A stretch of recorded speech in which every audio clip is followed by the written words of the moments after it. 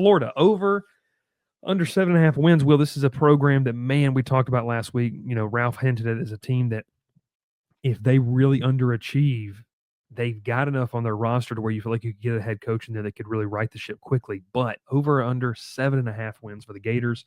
I'll kick it off here before we get to the schedule. The things that stick out to me when you're a team like, in this position, maybe it kind of even talks about there's a lot of teams in the 7.5 to 8.5 win range. You have to have potential studs at key positions. Well, DJ Lagway, and I'll say this, I think has the potential, the body type, the intangibles to be the best quarterback in the country. Like he has that skill set, that tool set. Now, whether he develops, that remains to be seen. But for Florida, you have an All-American level center at Jake Slaughter, who is a really, really good football player, one of the more higher returning offensive linemen in the country. You have a guy in Trey Wilson coming back for his redshirt sophomore year.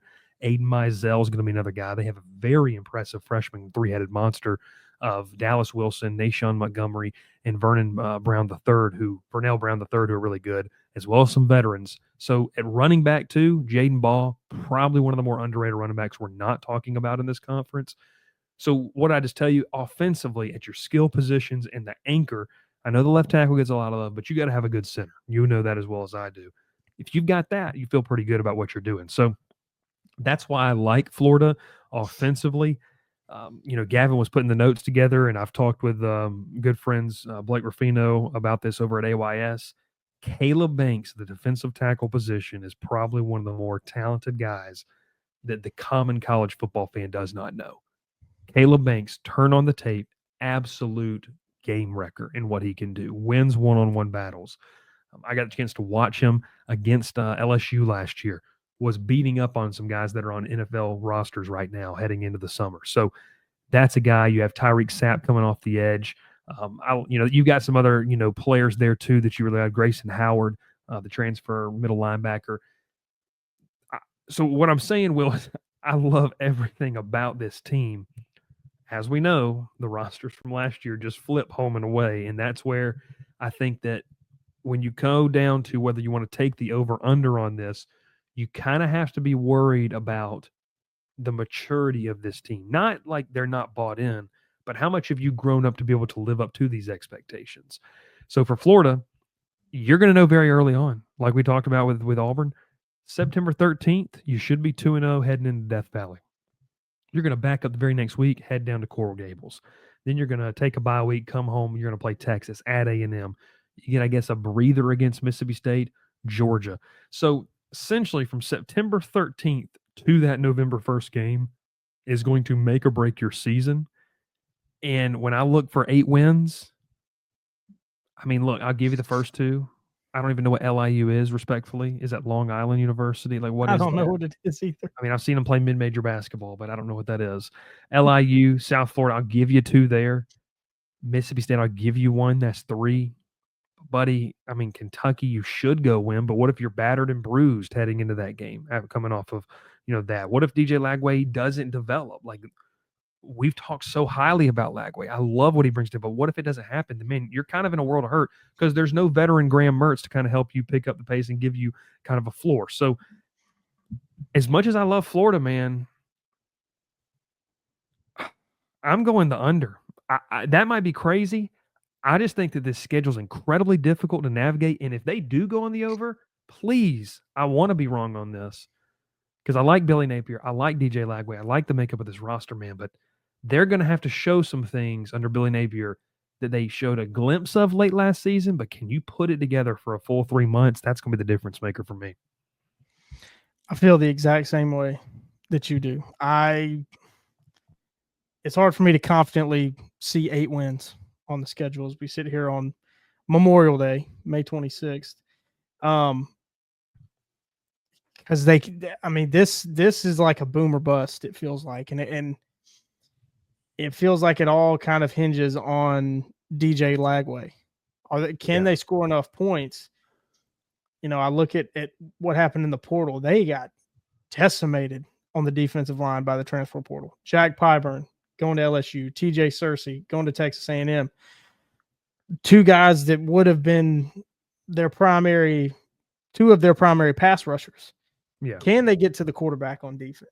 Because, seeing the way both of those two guys played, especially Pyburn last year. I mean, Pyburn can get in the backfield and cause havoc. That was a huge pickup for LSU. Yeah. Huge loss for Florida. Okay, and then looking at the schedule, that on the we know how you win in the SEC is get to the quarterback, because there's some pretty good quarterbacks across the Yeah. SEC. Some pretty good ones. If you can't get to the quarterback, you're going to struggle on defense, no matter how good your secondary is, no matter how good your linebackers are. I mean, if you don't have a guy putting pressure on the quarterback, you are going to struggle defensively.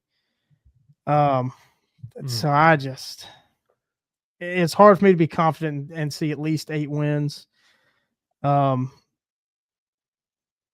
It's also interesting, kind of the way the conference flipped the Tennessee and LSU games on Florida's schedule. Yeah. Normally, Yeah. Tennessee's played early in the year. LSU's played late. This year it's going to be the opposite. These last 3 games for Florida are going to be very interesting, I think. At Ole Miss, home against Tennessee, home against Florida State. I certainly think they can win. They can win 2 out of those 3 games, but it's like you said, or how beat up are they from the first half of their schedule? Yeah. And kind of hinting at what I'm going to say a little bit later, I think Ole Miss and Tennessee may take a step back from where they were a year ago. And, it'd be a good opportunity for Florida. They could really finish strong and win those last 3 games. I could certainly see that happen. What we're saying here with Florida is, you're taking the under as well with them. And Johnny says Florida could boom, and that's a great assumption. This is a team that very well could win 9, 10 games and find themselves in the 12th playoff spot. Like, they could do that. It's just going to be really hard, and you're going to have to win some games on paper that are going to be 50-50. Like, you're going to have to go to LSU and beat them. You're going to have to go to Miami and win. And I mean, I just can't confidently tell you here on May the 30th, or May 26th, that's going to happen. You're going to have to beat Texas at home. You're going to have to go to College Station the next week and win. Like, this is what people, and this makes people mad. This is what the people talk about when we talk about the grind of the SEC. Blanket statement. How did I lead off this segment with? Love the roster, love the makeup, like where the coaching staff's headed, like all of these things about Florida. But then you get in the schedule. Man, when you play in a span of 5 weeks at LSU, at Miami, home against Texas, at Texas A&M, the average coach is thinking, can we go 3-2 in those games? Yeah. Like, that's if you go 4-1, you got a chance to do some damage in the playoffs, because we're talking about Florida could win the national championship. I think if they win 4-1 in that stretch, like, and I don't care if Texas A&M isn't elite. It's the mindset 4-0. It's only 4 games because they have a bye week in between Miami and Texas. So but add in there November 1st they play Georgia. Just call it that stretch. That 1, 2, 3, 4, 5, 6. That 2-month stretch right there. That 8-week stretch. 6 games. Oh, and by the way, you come out of 4 of those 6 games.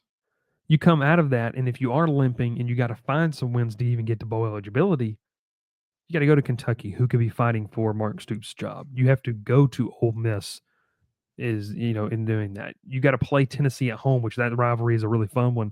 I think it's going to be even more heightened when you play that game at the Swamp there. And you got to play a Florida State team, which I don't know how good they're going to be, but that's a rivalry game. Anything can happen in those games. So I just cannot – I would project Florida to win more than 7 or 8 games. I just can't tell you that they're going to. And so if I put my money on it, I'm sitting with the under. So that's the Gators. That's the Gators here.